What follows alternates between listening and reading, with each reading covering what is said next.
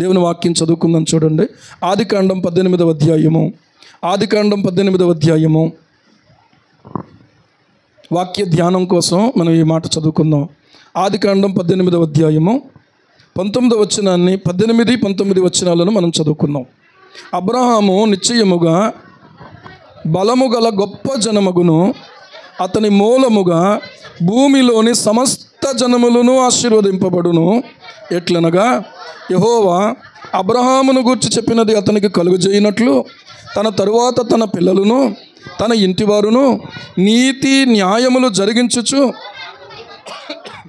యెహోవా మార్గమును గైకొనుటకు అతడు వారికి ఆజ్ఞాపించినట్లు నేను అతను ఎరిగి ఉన్నాను. నేను ప్రార్థన చేసుకుందాం. పరిశుద్ధుడా పరమ తండ్రి, నీ పరిశుద్ధ నామానికి మహిమను చెల్లిస్తున్నాం.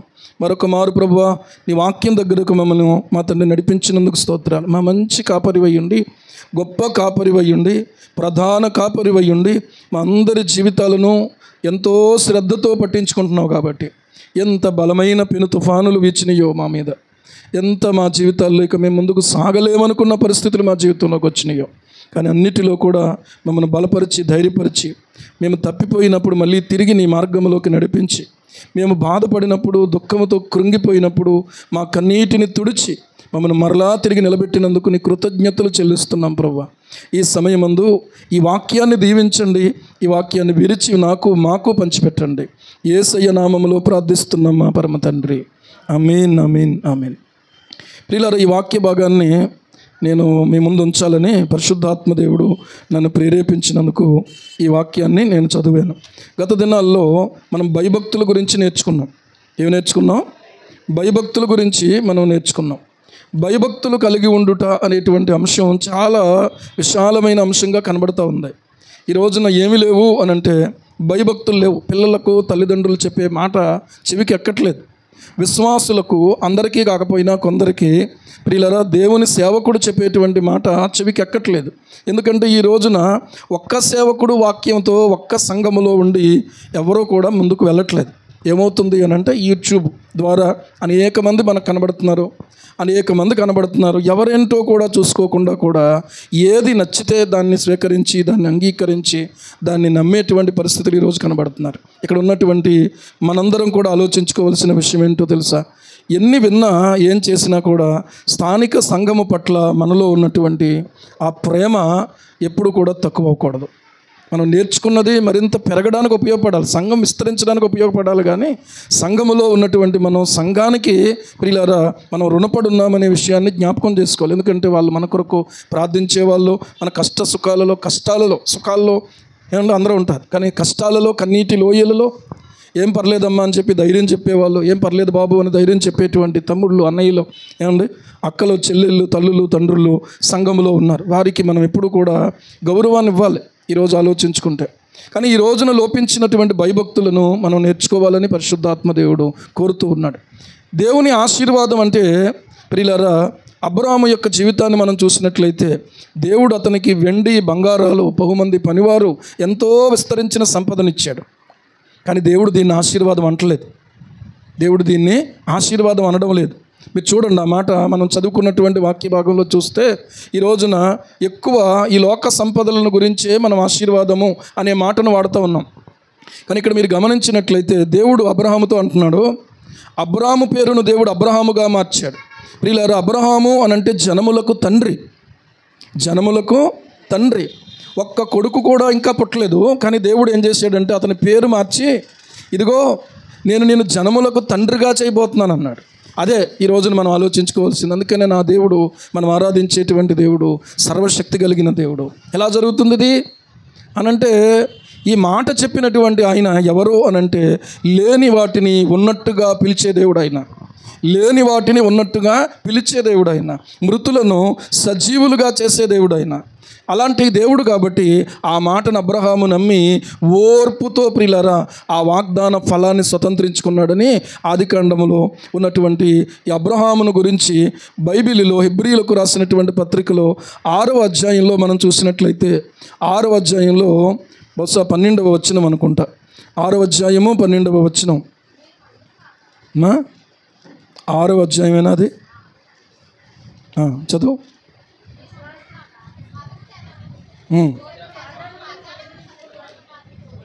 పోలి నడుచుకున్నట్లుగా మీలో ప్రతివాడును మీ నిరీక్షణ పరిపూర్ణమగు నిమిత్తము మీరు ఇదివరకు కనపరిచిన ఆసక్తిని తుదమట్టు కనపరచవలని అపేక్షించుచున్నాం. 15వ వచనం చూడండి. ఆ మాట నమ్మి అతడు ఓర్పుతో సహించి ఆ వాగ్దాన ఫలము పొందెను అన్నాడు. ఆ వాగ్దాన ఫలమును అబ్రహాము పొందాడట. అబ్రహాము కనుక దేవుడు ఎలాంటి వాడు అనంటే, వాగ్దానం చేశాడు అనంటే ఆయన దాన్ని నెరవేర్చడంలో శక్తిమంతుడు. ఆయన నెరవేర్చలేని వాడు కాదు. ఆయన నెరవేర్చేటువంటి విషయంలో ఖచ్చితంగా ఆయన నమ్మదగినటువంటి వాడు ఉన్నాడు. ఆయన మాట ఇచ్చి తప్పనటువంటి వాడు.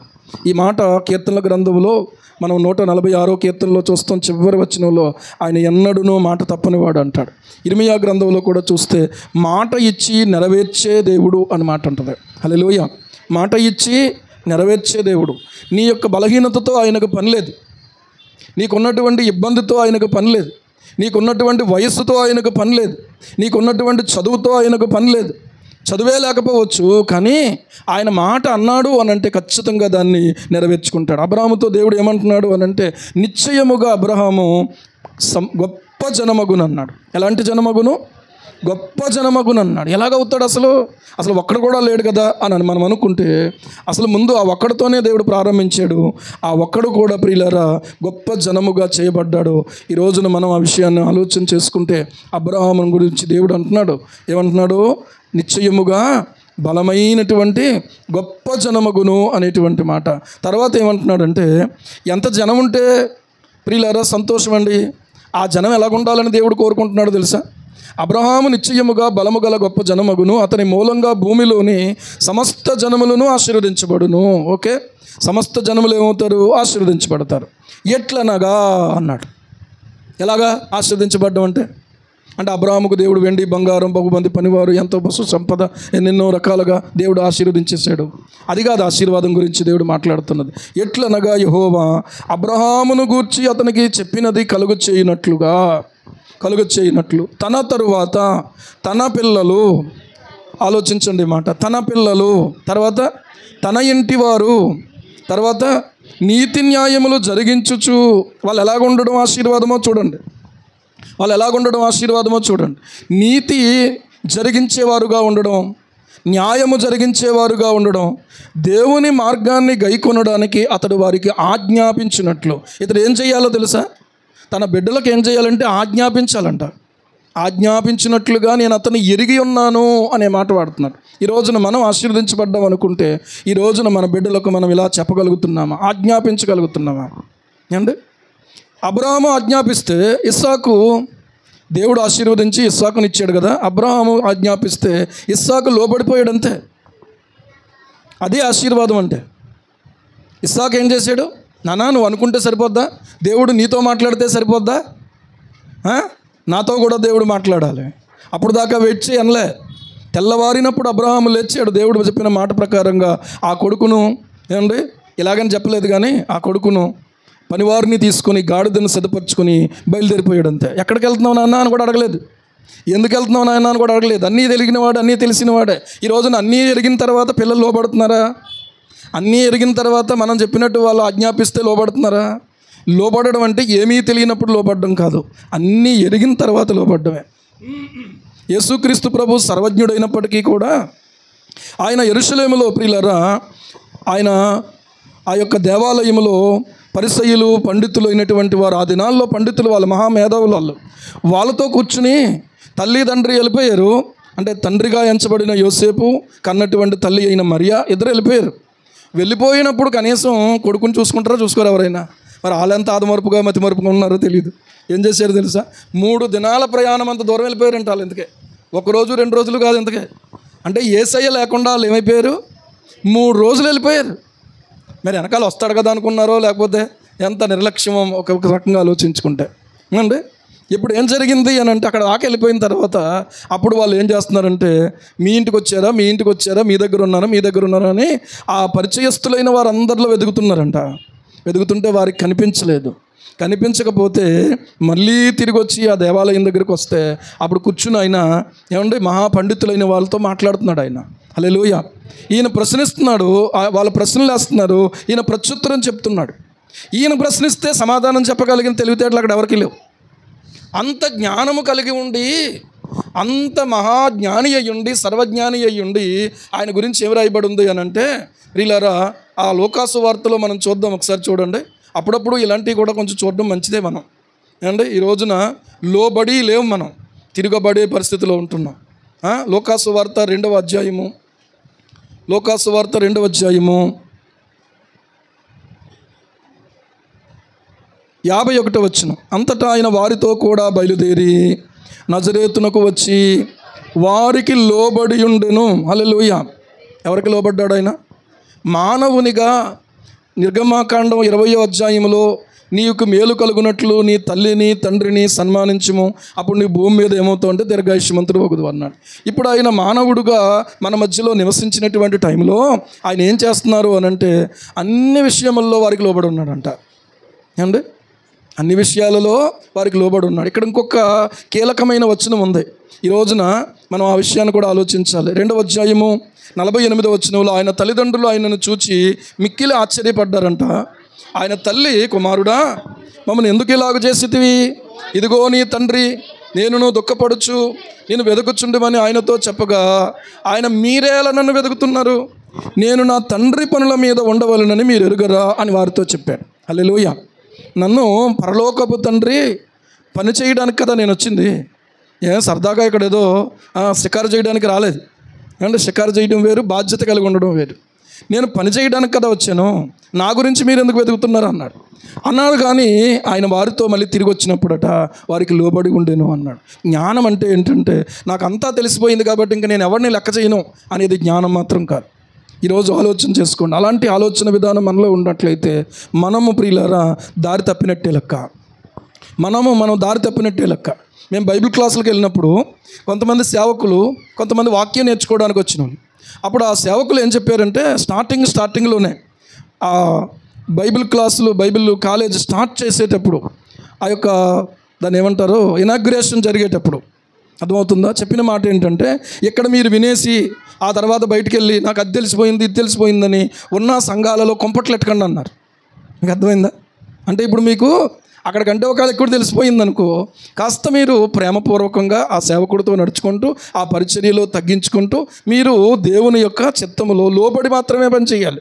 మళ్ళీ అక్కడికి వెళ్ళి మేము అది నేర్చుకున్నాం, మేము ఈరోజు ఈ విషయాన్ని మేము ఖండిస్తున్నామని చెప్పి ఖండించడానికి నిలబడొద్దు. జాగ్రత్తగా మీరు నేర్చుకున్నది ఏదైతే ఉందో వాక్యపు వెలుగులో పరిశీలించండి. ముందు సేవకులతో మీరు మీ యొక్క భారాన్ని పంచుకోండి. ఆ తర్వాత సేవకుని అనుమతి ఉంటే అప్పుడు మీరు సంఘంలో మాట్లాడండి. అర్థమవుతుందా? అది వేసిన పునాది. ఈ రోజున అన్నీ తెలిసిన తర్వాత లోబడడం కష్టమే. ఏమండి? ఏమీ తెలియనప్పుడు కూర్చోమంటే కూర్చోవడం గొప్ప విషయం కాదు. ఏమీ తెలియనప్పుడు చెప్పినట్టు వినడం గొప్ప విషయం కాదు. అలాగే తెలియదు కాబట్టి ఇంక వినాల్సిందే వింటాం. కానీ అన్నీ తెలిసిన తర్వాత లోబడ్డమే అసలు లోబడ్డము. హల్లెలూయా. అందుకని ఇప్పుడు యేసు ప్రభువులో మనం నేర్చుకునేది ఏంటంటే, జ్ఞానము అంటే అర్థం ఏంటంటే, ఆయన ఎవరెవరికి లోబడమన్నాడో, భార్యకు భర్తకు లోబడమని చెప్పాడు, భర్తకు భార్యను ప్రేమించమని చెప్పాడు, క్రీస్తుకు లోబడమని చెప్పాడు. నేను ఎవరికి లోబడక్కర్లేదు, నేను ఎవరికీ సమాధానం చెప్పక్కర్లేదు, నా ఇష్టం అని అనుకోవడానికి ఎవరికీ లేదు అవకాశం. అర్థమవుతుందా? యజమానికి దాసులు లోబడమని చెప్పాడు. యజమానికి దాసులు ఏం చేయాలి? లోబడాలి. పిల్లలు ఉన్నారు, తల్లిదండ్రులకు లోబడాలి. ఈ రోజున ఆలోచన చేస్తుంటే ప్రియులారా ఇక్కడ గమనించండి, దేవుడు ఏమంటున్నాడంటే, యెహోవా అబ్రహామును గురించి చెప్పినది అతనికి కలుగు చేయనట్లుగా తన తరువాత తన పిల్లలు, తన తర్వాత తన పిల్లలు, అంటే ఇప్పుడు ఇస్సాకు ఉన్నాడు, ఇస్సాకు ఏం చేయాలి? తన ఇంటివారు ఉన్నారు, వీరు నీతి న్యాయములు జరిగించుచు యెహోవా మార్గమును గైకొనుటకు అతడు వారికి ఆజ్ఞాపించినట్లు నేను అతన్ని ఎరిగి ఉన్నాను అని ఇక్కడ దేవుడు మాట్లాడుతున్న మాట. ఇతడు ఇలా చేయగలడని నేను అతని గురించి నేను ముందే ఎరిగి ఉన్నాను. నా మాట ఎవరు లెక్క చేస్తారంటే వింటారు, దేవుడు చేస్తాడు కార్యం. హల్లెలూయా. ఏమంటే ముసలోడు మాట ఎవరు లెక్క చేస్తారని అనుకుంటాం, కానీ ఆ ముసలోడు మాటే పడుసోడు విన్నాడు. విందా? ముసలోడు మాట పడుసోడు విన్నాడా లేదా? నువ్వెక్కడ, నువ్వు చెప్తే నేనేంటండి అని అంటే కనుక ఆదికాండం 22వ అధ్యాయం అలా జరిగి ఉండేది కాదు. జరిగి ఉండేదా ఆలోచించుకుంటే? లేదు. కనుక ప్రియులారా గమనించండి, ఈ రోజున ఆలోచన చేసుకోండి. దేవుడు తన బిడ్డలైనటువంటి వారికి, తన యందు విశ్వాసం ఉంచినటువంటి తల్లిదండ్రులకు చెప్పిన మాట ఏదైతే ఉందో అది ఈ రోజున ప్రతిరోజు కూడా మీరు జ్ఞాపకం చేసుకోవాలి. చిన్న పిల్లలప్పుడే వారికి ఏమి నేర్పించాలో కూడా దేవుడే చెప్పాడు. ద్వితీయోపదేశకాండం 6వ అధ్యాయము ద్వితీయోపదేశకాండం 6వ అధ్యాయము 5వ వచనం చూడండి. నీ పూర్ణ హృదయంతో, నీ పూర్ణాత్మతో, నీ పూర్ణ శక్తితోను నీ దేవుడైన యెహోవాను ప్రేమింపవలెను. నేడు నేను నీకు ఆజ్ఞాపించు ఈ మాటలు నీ హృదయంలో ఉండవలెను. ఎవరి హృదయాల్లో ఉండాలి? తల్లిదండ్రులైన వారి హృదయంలో ఏముండాలి? దేవుని ఆజ్ఞలు, దేవుని వాక్యం ఉండాలి. హల్లెలూయా. రెండవది ఏంటంటే, నేడు నేను నీకు ఆజ్ఞాపించు ఈ మాటలు నీ హృదయంలో ఉండాలి, ఫస్ట్ది. రెండవది ఏంటంటే, నీవు నీ కుమారులకు వాటిని అభ్యసింపచేసి అన్నాడు. నీ కుమారులకు ఏం చేయాలి? వాటిని అభ్యసింపచేయాలి. అంటే నీ కుమారు అభ్యసింపచేయడం అంటే కంఠస్థ పట్టించడం. రెండవది మొదటిది ఏంటంటే, వాళ్ళకి బాగా అభ్యాసం చేయాలని అంటే వాళ్ళకి ప్రాక్టీస్ చేయించాలి. అది అభ్యాసం అంటే ప్రాక్టీస్ చేయించాలి. అంటే ఎంత శ్రద్ధ తీసుకోవాలి ఈ విషయంలో ఆలోచించాను. నేను వాళ్ళు నేర్చుకోవాలంటే సులువుగా నేర్చేసుకున్నాను, నేను రాసేసాను. ఇప్పుడు ఏమంటే మా ఇంట్లో ఉన్నటువంటి పిల్లలతో ఇప్పుడు నేను రాయించాలి. అది కష్టమా కాదా? నాకు వచ్చేసింది. ఒక రకంగా చెప్పాలంటే వాళ్ళతో రాయించి వాళ్ళు రాసేలాగా చెయ్యాలి. అది అభ్యాసం అంటే. అది కదా, అర్థమవుతుందా? అందుకని నేను చేసుకుని వెళ్ళిపోతాను కాదు, నాతో పాటు నేను ఒక సహకారిగా ఉండి వాళ్ళు చేసేలాగా, వాళ్ళు ప్రార్థించేలాగా, వాళ్ళు దేవుణ్ణి ఆశ్రయించేలాగా, వాళ్ళ కన్నీళ్లతో దేవునికి మొరపెట్టేలాగా మనం అభ్యాసం చేసుకుని వాళ్ళకి నేర్పించాలి. ఈరోజు నాది ఉందా? ఈరోజున ఆలోచించుకుంటే ఏమండి, ఈరోజున అది కొద్దివైపోతూ ఉంది. కొంతమంది చేస్తున్నారేమో. ఒకవేళ ఇక్కడ నేను చూసినంత మట్టుకు మీరు ఎంతవరకు దీని మీద ఆలోచన చేయగలుగుతున్నారు? దేవుని ఆశీర్వాదం అంటే అదే. వాళ్ళకు మనం ఇచ్చే డబ్బులు కాదు, వాళ్ళకి మనం పెట్టే బంగారాలు కాదు, లేకపోతే వాళ్ళకి మనం కొనే మంచి మంచి డ్రెస్సులు కాదు. వాళ్ళకి మనం చేసేది ఏంటంటే, రే బాబు నువ్వు వాక్యం నేర్చుకో. సూసన్న వెస్లీ అనే తల్లి ఏం చేసిందంటే 17 మంది తన పిల్లలకి టిఫిన్ బ్రేక్ఫాస్ట్కి ముందు ప్రార్థన చేయాలి. వాళ్ళు ప్రార్థన చేస్తేనే వాళ్ళకి బ్రేక్ఫాస్ట్, తర్వాత మళ్ళీ వాక్యం కంఠస్థం చేసి అప్పచెప్తేనే భోజనం వాళ్ళకి. అర్థమవుతుందా? లేకపోతే బడితి బాజే. నిజంగా ఆ తల్లి అలా చేయడాన్ని బట్టి ఆ ఇంట్లో నుంచి 2 సేవకులు బయటకు వచ్చారు. దేవునికి స్తోత్రం కలుగును గాక. హల్లెలూయా. ఎవరో తెలిసే వాళ్ళు? Charles Wesley, John Wesley. England దేశంలో ఆ యొక్క ఇంగ్లాండ్ దేశాన్ని ప్రభువు పాదాల చెంతకు నడిపించడానికి వాళ్ళు ఎంతో దేవుని కొరకు ప్రయోజకులుగా వాడబడ్డారు. మరొక 2 ఉన్నారు, జార్జ్ విట్ఫీల్డ్, ఇంకొకరు ఎవరు ఉన్నారు. మొత్తానికి 4. ఈ 4 కలిసి ప్రార్థన చేశారు, 4 కలిసి పరిచర్య చేశారు. ప్రియులారా, దేవుని కొరకు ఆ యొక్క ఇంగ్లాండ్ దేశంలో బార్ షాపులు మూతపడిపోయినాయి, క్లబ్బులు పబ్బులు అన్నీ మూతపడిపోయినాయి, పేకాట క్లబ్బులు మూతపడిపోయినాయి, సినిమా థియేటర్లు మూతపడిపోయినాయి. అర్థమవుతుందా? తాగేవాడు ఎవడు లేడు, ఏమండి, తిరిగేవాడు ఎవడు లేడు. ఒక క్రమం, కోర్టులు మూతపడిపోయినాయి, పోలీసులకు కేసులు ఏమీ లేవు. ఎలాంటి పరిచర్య నిజంగా ఆలోచించుకుంటే. దీనికి పునాది ఎవరు అని అంటే వాళ్ళ తల్లి. ఆ తల్లి ఏం చేసింది అని అంటే వాక్యం నేర్పించి, ప్రార్థన నేర్పించి, దేవుని ఎదుట ప్రియులారా ఆ బిడ్డలను పెంచింది. దేవునికి మహిమ కలుగును గాక. హల్లెలూయా. ఈ రోజున మనం ఎలా పెంచగలుగుతున్నాం? ఏమండి, ఆలోచించుకోవాల్సిన అవసరం ఉంది. ఒక తరం అయిపోయింది, మరొక తరం కూడా బయలుదేరిపోయింది. మరి ఈ తరాన్ని మనం నిర్లక్ష్యంగా ఊరుకుంటే కొద్ది రోజుల తర్వాత దేవుని యందు భయభక్తులు వాళ్ళకు ఉంటాయా ఉండవు అనేది ఆలోచించుకోవాలి. దేవుని యందు భయభక్తులే ఐశ్వర్యం. దేవునికి స్తోత్రం. హల్లెలూయా. యెహోవా భయము వారికి ఐశ్వర్యం అంటాడు. చూడండి, యెషయా గ్రంథము 33:6 వచనం. నీ కాలములో నియమింపబడినది స్థిరముగా నుండును, రక్షణ బాహుల్యమును బుద్ధి జ్ఞానముల సమృద్ధియు కలుగును, యెహోవా భయము వారికి ఐశ్వర్యము. ఈ మాట రౌండ్ అప్ చేసుకోండి. యెహోవా భయము వారికి ఐశ్వర్యం. ఈ రోజున చదువు కాదు, చదువు ద్వారా వచ్చిన ఉద్యోగం కాదు, ఉద్యోగం ద్వారా వచ్చినటువంటి ఆ జీతం కాదు, జీతం ద్వారా వచ్చినటువంటి ఆ యొక్క లాభాలు లేకపోతే ఘనతలు కాదు, కానీ యెహోవా భయము వారికి ఐశ్వర్యం. ఈ రోజున ఐశ్వర్యం కోరుకుంటామా? మనం వెండి కోరుకుంటామా? బంగారం కోరుకుంటామా? ఘనతలు కోరుకుంటామా? ఏ భయము? యెహోవా భయము వారికి ఐశ్వర్యం. ఏమండి, ఇస్సాకు గురించి ఏమి రాయబడి ఉందంటే, తన కుమారుడైనటువంటి యాకోబు ఒకసారి ప్రమాణం చేయాల్సి వచ్చింది తన మాంగారికి. ఆ ప్రమాణం చేయాల్సి వచ్చినప్పుడు ఏమని ప్రమాణం చేశాడో తెలుసా ఆ కొడుకు యాకోబు? దయచేసి మీరు ఆదికాండము గ్రంథము 31వ అధ్యాయము 33వ వచనం చదవండి ఒకసారి. అబ్రహాము దేవుడు, నాహోరు దేవుడు, వారి తండ్రి దేవుడు మన మధ్య న్యాయము తీర్చునని లాబానుతో యాకోబు, అల్లుడు మాంగారు మధ్య ఒక సమస్య వచ్చింది, ఒక వివాదం వచ్చింది, ఒక దెబ్బలాట వచ్చింది. ఏమండి, దాన్ని పరిష్కరించుకునే దగ్గర ఏం చేశాడంటే లాబాను ఒక రాళ్ల కుప్పగా వేసి అక్కడ ఒక నిబంధన చేస్తున్నాడు తన అల్లుడితో. ఏమంటున్నాడో తెలుసా? ఇక మీదట నువ్వు నాకు హాని చేయడానికి ఈ కుప్ప దాటి నా దగ్గరికి రాకూడదు, నేను ఇక్కడి నుంచి నేను రాను నీకు హాని చేయడానికి, దీనికి దేవుడే మన మధ్యలో సాక్షి అని ఆయన ప్రమాణం చేశాడు. 53వ వచనం, ఆదికాండం 31వ అధ్యాయం 53వ వచనం. అబ్రహాము దేవుడు, నాహోరు దేవుడు, వారి తండ్రి దేవుడు మన మధ్య న్యాయము తీర్చునని చెప్పెను. అప్పుడు యాకోబు తన తండ్రి అయిన ఇస్సాకు భయపడిన దేవుని తోడని ప్రమాణము చేశాను. హల్లెలూయా. ఎవరు భయపడిన దేవుడు అంట? నా తండ్రి అయిన ఇస్సాకు ఎవరికి భయపడినవాడు కాదు. ఎవరికి భయపడ్డాడు? దేవునికే భయపడ్డాడు. ఇస్సాకు భయపడినటువంటి దేవుని తోడు అని ప్రమాణం చేశాడు. ఈ రోజున మనకు అలాంటి భయం ఉండాలి.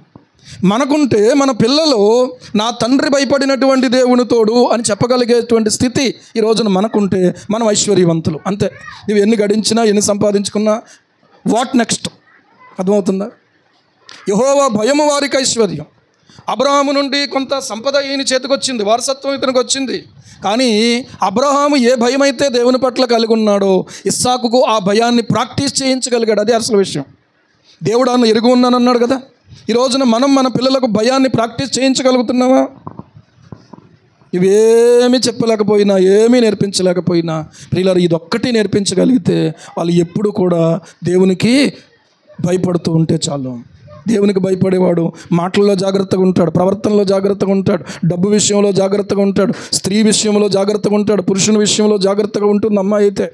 ఏమండి, లోక ఆశల విషయంలో జాగ్రత్తగా ఉంటుంది. దేవుని భయమే కదా ఆనాడు ఐగుప్తు దేశంలో ఎవరు ఎరగనటువంటి దేశంలో, ఎవరిని ఆ భాష తెలియనటువంటి వాడుగా ఉన్నప్పుడు, ఆ యొక్క దాసుడుగా అమ్మబడిపోయినటువంటి స్థితిలో, పోతీఫెర ఇంటిలో పోతీఫెర భార్యే. ఏమండి, ఎవరు లేరు కదా ఇక్కడ, నాతో పాటుగా సైనించు రమ్మని చెప్పి పిలిస్తే యోసేపు ఏమన్నాడు?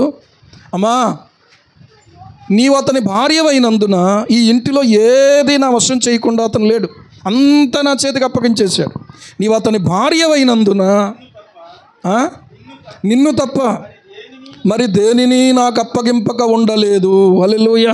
నిన్ను తప్ప మరి దేనిని నాకు అప్పగింపక ఉండలేదు.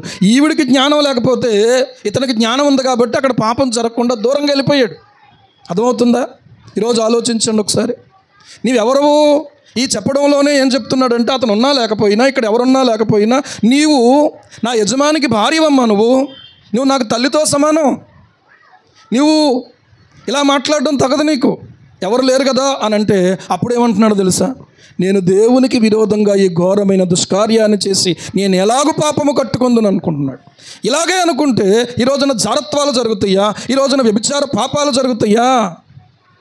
ఏమండి, ఎన్ని రకాలుగా ఈ రోజున దాడులు చేస్తున్నారు. అక్కడ పట్టుకున్నారు, ఇక్కడ పట్టుకున్నారు, ఇదిగో ఇలాగయ్యింది అలాగయ్యింది అని చెప్తున్నారు కదా. ఎవరైనా ప్రియులారా దాన్ని బట్టి జ్ఞానం తెచ్చుకుని భయపడి ఎవరైనా దూరంగా ఉంటున్నారా? దొరకనంతసేపు అందరూ దొరలే లేదా దొరసానులే.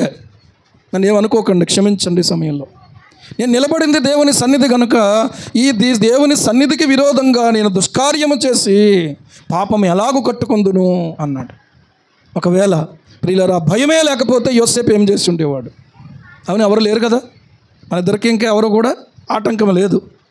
ఏమండి, అవకాశం ఉంది ప్రియులారా, ఎవరూ లేరు, వారి శరీరాలు వాళ్ళని ప్రేరేపిస్తున్నాయి. ఈ మూడు కలిస్తేనే శోధన. ఈ మూడు కలిస్తేనే శోధన.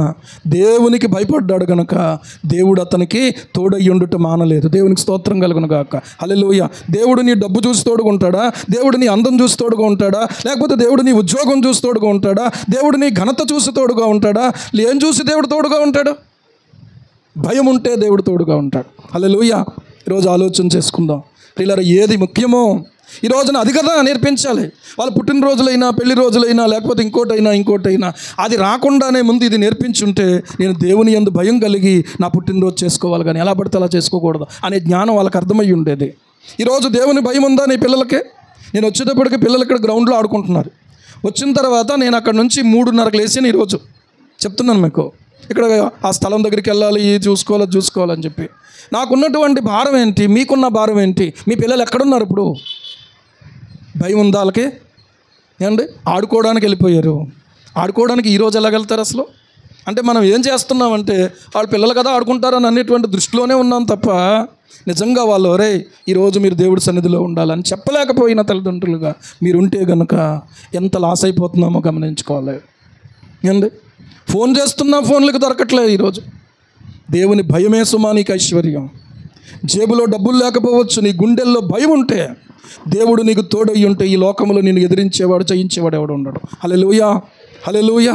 ఆ దేవుని భయమే ఈ రోజున యోసేపులో కనబడుతూ ఉంది. యోసేపు హింసల పాలయ్యాడు. ఇనుము అతని యొక్క ప్రాణాన్ని తినివేసాను అని రాయబడుతోంది. ఎంత బాధించబడ్డాడో.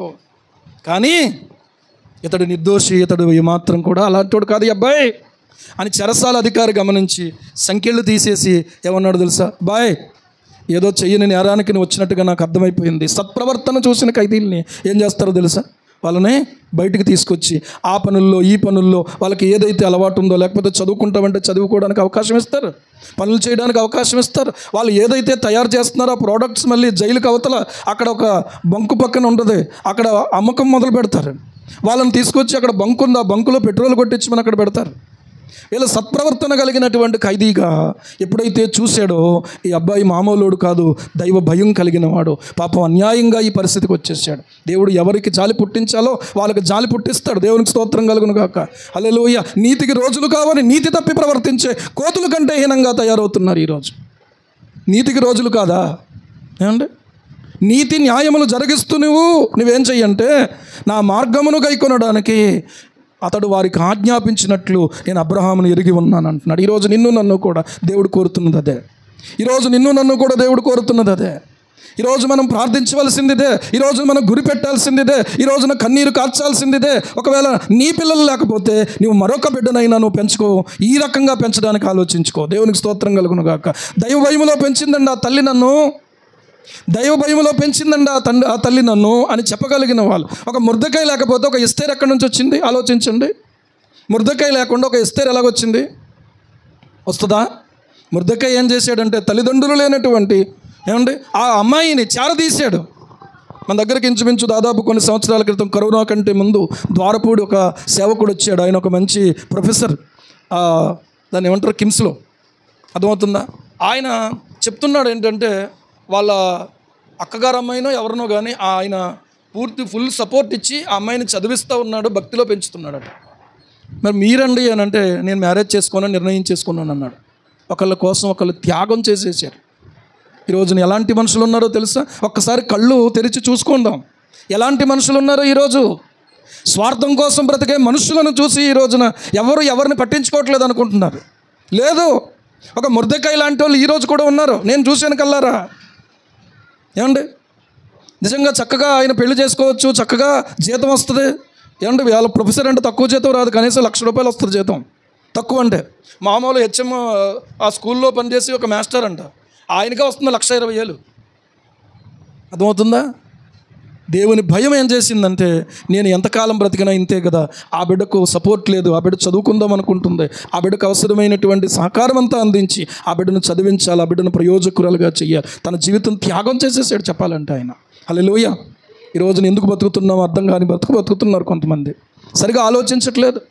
ఏమంటే ఎవరికి నీతి ఉందా? అసలు నీకు ఉందా లేదో చూసుకోముందు. ఎంత నీతి నిజంగా ఆలోచించుకుంటే చెరసాల అంతటి మీద పెత్తనం అప్పగించడం అంటే అది సామాన్యమైన విషయం కాదు.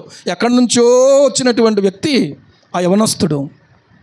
దేవుని కొరకు శ్రమ పడినా పర్లేదు, మాట పడినా పర్లేదు, నిందపడినా పర్లేదు, కానీ నువ్వు మాత్రం దారి తప్పకుండా జాగ్రత్త పడు. నువ్వు మాత్రం దారి తప్పకుండా జాగ్రత్త పడితే, నువ్వు మాత్రం తల వంచుకోకుండా దేవుడు తలెత్తే రోజు ఒక రోజు వస్తుంది. హల్లెలూయా, హల్లెలూయా. ఎవరో ఏదో అన్నంత మాత్రాన మనం ఏమైపోవండి, అయిపోం. ఈరోజు దేవుడు మాట్లాడుతూ ఉన్నాడు. నేను మరొక అంశం గురించి మాట్లాడదాం అనుకున్నాను, కానీ దేవుడు మాట్లాడుతున్న విషయం ఏంటంటే ఇదిగో అబ్రహామును నేను ఎరిగి ఉన్నాను, ఈ రోజున నిన్ను కూడా నేను ఎరిగి ఉన్నాను. నీవు చేయాల్సిన పని దేశమా, నువ్వు చేయాల్సిన పని దేశమా. నీవు ఇది చేసి చచ్చిపోయేం పర్లేదు, నీ పేరు చెప్పుకొని వాళ్ళు దేవుని కొరకు బతుకుతారు. దేవునికి మహిమ కలుగును గాక. ఈ మాట అంటున్నందుకు నన్ను క్షమించండి. అంటే మనం బతికుండి మరొక వ్యక్తిని ప్రభు కోసం సంపాదించలేకుండా, సిద్ధపరచలేకుండా చనిపోతే ప్రభువు ఎదుట మనం ఏం చెప్పుకుంటాం ఒకసారి ఆలోచించండి. ఏం చెప్పుకుంటాం మనం? చెప్పడానికి ఏమన్నా ఉందా? నువ్వు ఒకళ్ళని ప్రోత్సహించింది, ఒకళ్ళని నిర్మించింది, ఒకళ్ళని కట్టడమే కష్టం కదా. ఈరోజు పడగొట్టడం చాలా సులువు. పడగొట్టడం చాలా సులువు కదా, కట్టడం అది కూడా సులువైపోతుంది అనుకోండి ఇప్పుడు, ఎందుకంటే మెషిన్లు దానికి సంబంధించిన ఏర్పాట్లు కూడా వచ్చేసినాయి కాబట్టి. మెట్టుకు ఎన్నైనా మెషిన్లు రావచ్చేమో కానీ మనిషి జీవితాన్ని కట్టడం మాత్రం చాలా కష్టమైనటువంటి పని. ఒక వ్యక్తిని దేవునికి అనుకూలంగా కట్టడం, ఒక వ్యక్తిని దేవునికి మహిమకరంగా కట్టడం, ఒక వ్యక్తిని దేవునికి అనుకూలంగా సిద్ధపరచటం, దేవుడు ఈ వ్యక్తిలో నివసించేటంతగా మనిషిని ప్రిపేర్ చేయటం. ఓ గ్రేట్, నిజంగా ఇంతకంటే మించిన గ్రేట్ ఇంకోటి లేదు. ఏమండి, నీ కొడుకు డాక్టర్ అయిన దానికంటే, నీ కూతురు డాక్టర్ అయిన దానికంటే, ఈ రోజున ఏ ఉద్యోగం చేయనివ్వండి, ఎంత ఉన్నత స్థితికైనా ఎదగనివ్వండి, ఎదగాలి వాళ్ళు, కానీ దైవ భయం కలిగి దేవుని కొరకు బ్రతకాలి. హల్లెలూయా. ఏ రాణి అయినటువంటి ఎస్తేరు దేవుని కొరకు నిలబడినందుకే నేను నశించదనని చెప్పి వెళ్ళి ప్రియులారా అక్కడ చక్రవర్తి ముందుకు వెళ్ళింది. పిలువబడకుండా ఎవడైనా వెళ్తే గనక పీకి తీసేయడమే, అంటే మీకు అర్థమయ్యే భాషలో చెప్పాలి. కానీ ఎస్తేరు వెళ్ళి నిలబడితే, ఎస్తేరు నీ మనవి ఏమిటి అని అడిగేటంతగా దేవుడు ఆ యొక్క చక్రవర్తి హృదయాన్ని తెరిచాడు. దేవునికి స్తోత్రం కలుగునుగా. హల్లెలూయా. నీ కొరకు ద్వారాలు తెరవడానికి నా ప్రభువు ముందుంటాడు, నీ కొరకు హృదయాలు తెరవడానికి నా ప్రభువు ముందుంటాడు, నీ కొరకు ఆకాశ ద్వారాలు తెరవడానికి ఆయన ముందుంటాడు. కానీ నీకు నాకు ఉండవలసినటువంటి భయమే ఈ రోజు లోపించింది. ఆలోచించుకుంటే అబ్రహాము ఎంత భయం కలిగి ఉన్నాడో, అబ్రహాము ఎంత భయం కలిగి ఉన్నాడో, ఆ భయం తాను కలిగి ఉండడం కాదు, తన కొడుకులో ప్రాక్టీస్ చేయించగలిగాడు కదా. ఎంత అద్భుతమైన విషయం అంటే, ఇది మామూలు విషయం ఏం కాదు.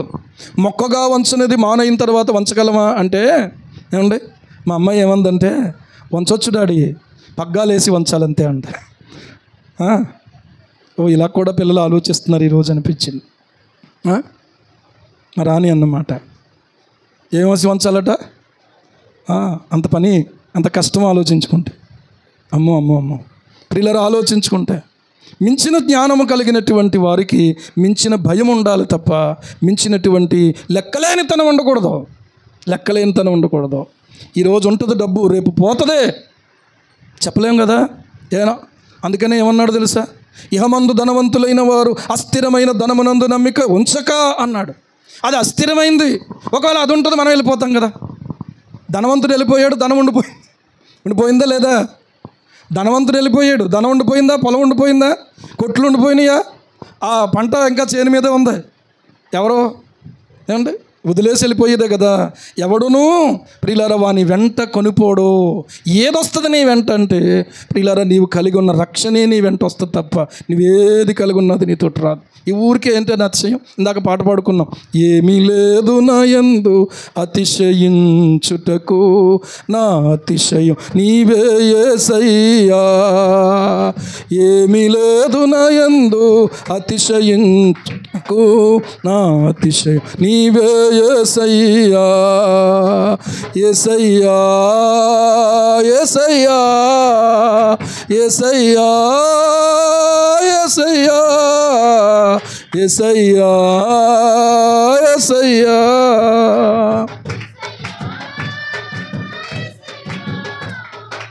ఏమీ లేదు నా యందు అతిశయించుటకు.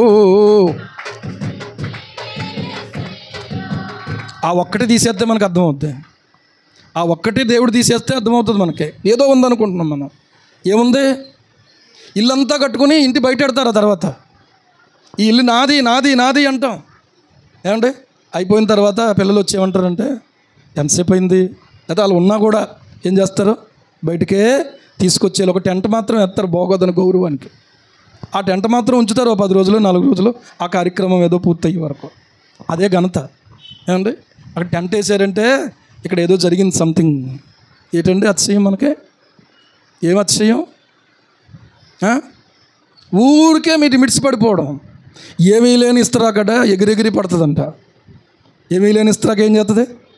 ఎగిరెగిరి పడుతూ ఉంటుంది. అన్నీ ఉన్న ఇస్తరాకు అణిగి మణిగి ఉండాలి. దేవునికి స్తోత్రం కలుగును కాక. అన్నీ ఉన్నటువంటి ఇస్తరాకు అన్నీ వడ్డించిన తర్వాత ఆ ఇస్తరాకు ఎగరదు, అలాగే ఉంటుంది. దేవునికి స్తోత్రం. హల్లెలూయా. ఏముందని అతిశయపడుతున్నాం మనం? ఏముందనా? ఏంటి ఏముంది? మనకు మనం రక్షించుకోలేదు, ఆయన మనం రక్షించాడు. మనల్ని మనం ఏర్పాటు చేసుకోలేదు, ఆయన మనల్ని ఏర్పాటు చేసుకున్నాడు. ఆయన కృపను బట్టి ఆయన ప్రత్యక్షతనిచ్చాడు, ఆయన కృపను బట్టి ఆయన వరాలు ఇచ్చాడు. ఆయన కృపను బట్టి ఒకవేళ ప్రవచనం చెప్పే వరం ఉంటే ప్రజలను తప్పుదారి పట్టించడానికి ఉపయోగించే పరిస్థితులు ఈరోజు కనబడుతుంటే ఎవరికి ఉపయోగం ఆ వరం? ఏంటి డబ్బా కొట్టుకోవడానికి తప్ప ఎవరికి ఉపయోగం? ప్రవచనం దాకా పరిగెట్టాల్సిన అవసరం లేదు. మోకరించి కన్నీళ్లు గార్చి ప్రార్థన చేస్తే దేవుడే నీకు తెలియజేస్తాడు. ఈ రోజున అలా వెళ్ళి అబద్ధ ప్రవక్తలను వెంబడిస్తున్నారు, అబద్ధ బోధకులను వెంబడిస్తున్నారు.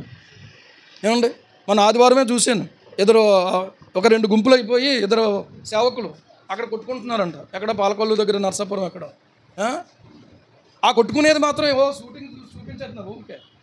ఏమంటే వాళ్ళు కలిసి ఉన్నప్పుడు ఎవరైనా షూటింగ్ తెస్తారా? వాళ్ళు కలిసి పాడినప్పుడు ఎవరైనా షూటింగ్ తెస్తారా? అలాంటివి ఏమన్నా మనం మీడియాలో చూపిస్తారా? చూపించరు. ఎందుకంటే నా దేవుని నామానికి అవమానం తీసుకురావడానికి ఈ రోజున సాతాను కంకణం కట్టుకున్నాడు. నీవు నేను ఎందుకు కంకణం కట్టుకోవాలంటే నా ప్రభువుకు మహిమను తీసుకురావడానికి మనం కంకణం కట్టుకుని పని చేయాలి. దేవునికి స్తోత్రం కలుగును గాక. అవమానం వస్తుంది అంటే తప్పుకుందాం అక్కడి నుంచి. అవమానం వస్తుందంటే వదులుకుందాం. అది అవమానం వస్తుంది అనుకున్నప్పుడు నా ప్రభువుకు అవమానం రాకూడదు నా వల్ల అని వెనక్కి తగ్గిపోయే వాళ్ళుగా ఉంటే కొట్లాటలకు కారణం లేదు, సమయం లేదు. ఇస్సాకులాగా వెళ్ళిపోతే ఆ గొడవ ఉంది. ఏమండి, సర్లేదు నువ్వు చేసుకో, మేము ఎవరైతే నాతో పాటు వస్తారో మీరు రండి, లేకపోతే నేను వెళ్ళిపోతున్నానని చెప్పి బయటకు వచ్చేస్తే అది ఎంత ఘనత. కొట్టుకుంటారో సత్తారో ఏదో చేస్తారు మొత్తం తర్వాత. కానీ దేవుని నామానికి అవమానం అయితే రాదు కదా. ఈలోగా ఎంత టెలక్స్లో వెళ్ళిపోతుందో చూడండి. ఒక గొడవ జరిగితే వెంటనే మీడియా అక్కడికి వచ్చేయటం ఎంత టెలక్స్లో వెళ్ళిపోతుందో చూడండి. ఏమిటి, చాలా జాగ్రత్త ప్రియులారా. కన్నీళ్లతో ప్రభు పాదాల దగ్గర మనం ప్రార్థన చేసుకోవాల్సిన అంశం ఇది. ఒక యోసేపును చూస్తే భయం నేర్చుకోవచ్చు, ఒక యోసేపును చూస్తే భయం నేర్చుకోవచ్చు. షడ్రకు మేషకు అబేద్నెగోలను చూస్తే మేము దేనికి భయపడం, మేము దేనికి భయపడతాం అంటే ఆయనకే భయపడతాం. హల్లెలూయా. ఏం చేసినా పర్లేదు అనేటువంటి ఆలోచన ప్రియులారా వాళ్ళలో వచ్చింది అని అంటే దేవుని భయము వాళ్ళలో ఉంది. కొంతమంది భయపడినట్టుగా నటిస్తారు, పిల్లలకు భయం ఉన్నట్టుగా నటిస్తారు, చదవరాళ్ళు. అర్థమవుతుందా? భయం ఉన్నట్టుగా నటిస్తారు, చెప్పిన మాట చేయరు. అది కాదు భయం అంటే. భయం అంటే లోబడుట కూడా ఉండాలి. హల్లెలూయా. భయపడుటలో లోబడుట కూడా ఉంది, భయపడడంలో లోబడడం కూడా ఉంది. ఇప్పుడు యోసేపు ఎవరికి లోబడ్డాడు? ఎవరికి భయపడ్డాడో వారికి లోబడ్డాడు. ఎవరికి భయపడ్డాడో? దేవునికి భయపడ్డాడు. ఏమంటే నానున్నాడా? ఏమన్నానా? అదే జాగ్రత్త, వాళ్ళు ఎరగొడతాను అని నాన్న లేడు అక్కడ. అయినా కూడా ఏమంటే ఈ నాన్న లేకపోవచ్చు, కానీ ఆ నాన్న ఎప్పుడు ఉన్నాడు. దేవునికి స్తోత్రం కలుగును గాక. హల్లెలూయా. ఆ నాన్న ఉన్నాడు కాబట్టి ఆ నాన్న గురించి మాట్లాడుతున్నాడు. నా దేవునికి విరోధంగా ఘోరమైన దుష్కార్యం చేసి పాపము ఎలాగూ కట్టుకొందును అన్నందుకు యోసేపుకు దేవుడు తోడయ్యుండి అతన్ని ఇంకా ఇంకా ఇంకా ఇంకా గొప్ప చేస్తూ ప్రియులారా ఒక ఉన్నతమైన స్థితికి తీసుకెళ్ళిపోయాడు. ఈ రోజున మనకేం కావాలో తెలుసా? ఉన్నతమైన స్థితి కావాలి. ఆ ఉన్నతమైన మనసు మాత్రం ఉండదు మనకి. మీకు ఉంటుందేమో, నాకు మాత్రం ఉండదు. తర్వాత మళ్ళీ మీరేమనుకుంటారో తెలుసా? ఈవేళంతా నా గురించే, మీ గురించి కాదు, నా గురించి, మనందరి గురించి, నా గురించే ప్రభు మాట్లాడుతున్నాడు అనుకుంటున్నాను నేను. హల్లెలూయా. నాకే ఒకవేళ మనస్సు లేకపోతే నేను ఆ స్థానాన్ని కోరుకుంటే అది కరెక్టేనా? ఏమండి, 10th క్లాస్ పరీక్షలు రాసి ఫలితాల కోసం చూడాలి కదా, అంతేగాని ఏమండి సరిగా రాయకుండా ఫలితాల కోసం చూస్తే ఎలాగా ఆగిపోద్ది. చూసిదేముంది ఇంకా? కష్టపడి చదివి రాసిన తర్వాత ఆ ఫలితం కోసం ఎదురు చూడడంలో ఒక అర్థం ఉంది. కష్టపడలేదు, చదవలేదు, ఏదో రాశాను, పాస్ అవుతాను నమ్మకం అయితే లేదు, ఇంకెందుకు చూస్తాం మనం? చూడాల్సిన అవసరం లేదు. ఈ రోజున మన జీవితాల్లో ప్రార్థించి దేవుని వాక్యాన్ని ధ్యానించి దేవునికి లోబడి అప్పుడు ఫలితం కోసం మనం చూడాలి. హల్లెలూయా. ఈ రోజున ఆలోచన చేసుకుందాం ప్రియులారా. ఎవరిని ఇబ్బంది పెట్టే ఉద్దేశం లేదు. ప్రభు వైపు చూద్దాం. ప్రభువే లోబడ్డాడు. నువ్వు నేను ఎంతగా లోబడ్డాడు ఆయన. మనుషులకు ఆయన లోబడిపోయినందుకే అవమానించగలిగారు, హింసించగలిగారు, అనరాని మాటలు అనగలిగారు, ఏమండి చంపగలిగారు. సృష్టికర్తను చంపగలిగారు. మన వాళ్ళు మామూలు వాళ్ళు కాదు, ఎవరినైనా చంపగలరు. ఓకే, ఆయన అంతగా తను తాను అప్పగించుకొని తండ్రి నాకు ఇచ్చిన గిన్నెలో ఉన్నది నేను త్రాగకుందునా అని అన్నాడంటే నిజంగా మన జీవితాల్లో ఎంత లోబడాలో దాన్ని బట్టి అర్థం చేసుకోవచ్చు. హల్లెలూయా. ఆయన అలాగ లోబడ్డాడు కాబట్టి తండ్రి కుడిపార్శ్వానికి హెచ్చించబడ్డాడో అని దేవుని వాక్యం చెప్తుంది. ఈ రోజున హెచ్చింపు అనేది కోరుకునే నీవు మొదట తగ్గించుకోవాలని కూడా తెలుసుకోవాలి. ప్రభు విడవడో ఎడబాయడో, సహింపగలిగినంతకంటే కూడా ఎక్కువగా నీ మీదకి రానివ్వడో ఆయనే ప్రియులారా తోడై ఉంటాడు, నడిపిస్తాడు. ప్రార్థన చేసుకుందాం. తదుపరి నేను ఒక మాట చెప్పాలి, నాకు గుర్తు చేయండి. ప్రార్థన చేసుకుందాం. ఏమీ లేదు నా యందు అతిశయించుటకు, నా అతిశయం నీవే యేసయ్యా. ఏమీ లేదు నా యందు అతిశయించుటకు, నా అతిశయం నీవే యేసయ్యా. యేసయ్యా యేసయ్యా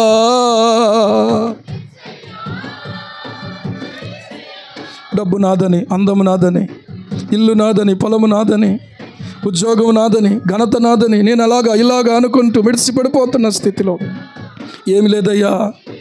ఒక్కసారి నాలో ఉండి నీ జీవాత్మను తీసుకుంటే నా బ్రతుకులో ఇంకేమీ మిగులుదయ్యా. ఒక ఘనత ఉండదు, అందం ఉండదు, ఘనత ఉండదు, ఆరోగ్యం ఉండదు.